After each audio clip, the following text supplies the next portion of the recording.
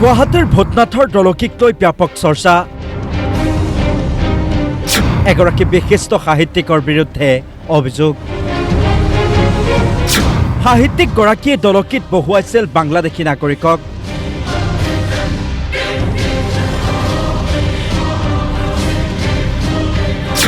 গুজেই গজালি মেলিছে ভূতনাথৰ দলকীত। কাবিনেটে কিছু সংখ্যক ধৰ্মীয় মানুহক আনি ধুবুৰী মানে অঞ্চলৰ পৰা আনি তাত প্ৰতিষ্ঠা কৰিলে। কৰাৰ পিছত তেওঁলোকৰ সংখ্যাটো ইমানেই বাঢ়ি গ'ল, সেই সংখ্যাটো আজি ইয়াত বিস্ফোৰণ হৈছে। আৰু এই অঞ্চলটো এনেকুৱা এটা অঞ্চললৈ পৰিগণিত হ'ল, এটা অপৰাধৰ এটা কেন্দ্ৰবিন্দু, ৰণ্যভূমি কেন্দ্ৰবিন্দুলৈ পৰ্যবেক্ষিত হ'ল। সেইটো আমাৰ এই অঞ্চলৰ ৰাইজৰ কাৰণে অতিশয় দুখৰ কথা। আমাৰ খিলঞ্জীয়া মানুহসকলক তাত প্ৰহাৰ কৰা হয়। গুৱাহাটীৰ ভূতনাথৰ দলকীত চলিছে সন্দেহজনক নাগৰিকৰ আধিপত্য। চাওক এই দৃশ্য, কিদৰে গঢ়ি উঠিছে একোটা জুপুৰি সদৃশ ঘৰ। ইয়াৰ পৰাই গুৱাহাটীৰ একাধিক অপৰাধজনিত ঘটনা সংঘটিত হয় আৰু নিয়ন্ত্ৰণৰ অভিযোগ স্থানীয় ৰাইজৰ। 1986ৰ পৰা 85 চনত বিশিষ্ট সাহিত্যিক মহম্মদ পিয়াৰে ইয়াতেই বহুৱাইছিল 2-1 বাংলাদেশী মূলৰ নাগৰিকক। তেতিয়াৰে পৰা এই বৃহত্তৰ অঞ্চলটোত এনেদৰেই ভৰি পৰিল সন্দেহজনক নাগৰিকে। অসম চৰকাৰৰ অৱসৰপ্ৰাপ্ত নুৰ মহম্মদ নামৰ এজন বিষয়াৰ নেতৃত্বত অঞ্চলটোত গঢ়ি উঠিছে এটি মছজিদো। মহম্মদৰ বিৰুদ্ধে দলকী দখল কৰি কেইবাশ মানুহক ঘৰ ভাড়া দিয়াৰো অভিযোগ স্থানীয় ৰাইজৰ। আপুনি কোৱাৰ দৰে ঠিকেই, আপুনি নিশ্চিতভাৱে ঠিক কথাই কৈছে। চৰমনন্দ শিক্ষাবিদ এগৰাকীয়ে তেখেতৰ উদ্যোগতে প্ৰথমতে আৰম্ভ হৈছিলে।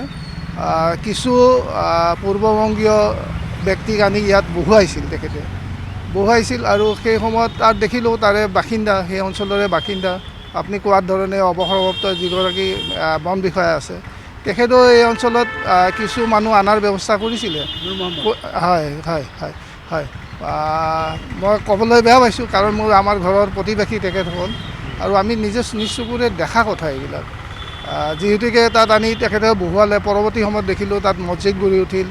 আৰু এই অঞ্চলটোত ঠিক অকল তেখেতসকলেই নহয়, আমাৰ এই অঞ্চলৰ হিন্দু ধৰ্মৰ লোকও কিছু জড়িত আছে তাত আছে। হয়, তেখেতসকলেও জড়িত হ'ল। আৰু তেখেতসকলে এইটো এটা গোটেই দলনিখন এখন মানে সেইটো জলাশয়টো পৰৱৰ্তী সময়ত যেতিয়া তেনেকৈ এইসকল ব্যক্তি আহি বহাৰ পিছত যিহেতুকে পিটনি হ'লে তলত পানী, ওপৰত গাছ গছনি এইবিলাক থাকে, আৰু এইখিনি দলনি টাইপ হৈ দলনি নাম আহিল। লাহে লাহে কি হ'ল, তাত ঘৰ বনাই দিলে। এজন ডেকা উপাধিৰ লোক আৰু এগৰাকী মহিলাৰ বিৰুদ্ধে মহা অভিযোগ। স্থানীয় বিধায়ক ৰমেন্দ্ৰ নাৰায়ণ কলিতাৰ নিৰ্লিপ্ততাৰ সুযোগ গ্ৰহণ সন্দেহজনক নাগৰিকৰ। কেৱল সেয়াই নহয়, ডেকা উপাধিৰ এজন ব্যক্তিয়েও দলকীৰ এটা বৃহৎ অঞ্চল ভাড়াত দি থৈছে। এই অঞ্চলটোতেই আছে এগৰাকী সন্দেহজনক মহিলাৰ কেইবাটাও ভাড়াঘৰ। এই ক্ষেত্ৰত স্থানীয় বিধায়ক ৰমেন্দ্ৰ নাৰায়ণ কলিতাৰ ভূমিকাক লৈও ক্ষুব্ধ স্থানীয় ৰাইজ। বিধায়কজনৰ অমনোযোগিতাৰ বাবেই সন্দেহজনক নাগৰিকসকলে এইদৰে বসতি স্থাপনৰ সুযোগ লাভৰ অভিযোগ স্থানীয় ৰাইজৰ। তাৎপৰ্যপূৰ্ণ কথা, ধুবুৰীত যিকোনো নিৰ্বাচন অনুষ্ঠিত হ'লেই দলকীটো হয় নিৰ্বাচনী প্ৰচাৰ। এই অঞ্চলটোৰ কাৰণে আমাৰ এটা অশনি সংকেত, এইটো এটা ভয়াৱহ। এই অঞ্চলত যিমান চুৰি ডকাইতি, গুৱাহাটীৰ যিমান চুৰি ডকাইতি, ড্ৰাগছ, মদ, নাৰী ব্যৱসায়, বিভিন্ন অভিযোগ তাত আছে। এই ভাড়াঘৰবিলাকত বিভিন্ন ধুবুৰী হওক, মানকাছাৰ হওক, চহৰ অঞ্চলৰ পৰা কিছু ব্যক্তি আহি ৰাতি নিশা ইয়াত বাঁহ লয়, আৰু তেখেতসকলে মূৰ গন্তি হিচাপতো ইয়াত ভাড়া দিয়া হয়, মানুহ হিচাপেও ভাড়া হয়।